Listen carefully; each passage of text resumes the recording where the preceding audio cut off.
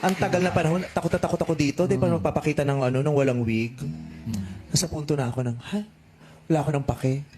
Meron ng taong mahal na mahal ako kahit wala akong wig. Yes. Alam mo ba Vice ganda tinanggal ang wig sa It's Showtime? Sa pambihirang pagkakataon ay ipinakita ni Vice ganda sa publiko kung ano ang kanyang itsura kapag wala siyang suit na wig.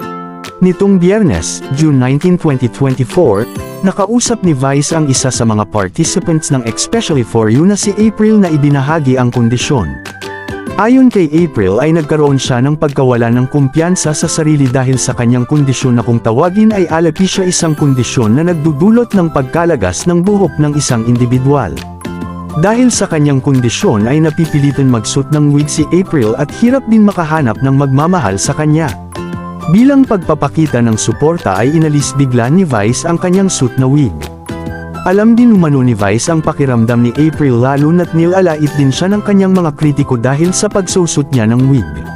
Marami naman ang naging emosyonal sa nasabing tagpo sa pagitan ni Vice at April. Nakatanggap din ng papuri si Vice mula sa mga netizens at sa mga grupo na tumutulong sa mga taong mayroong alopecia.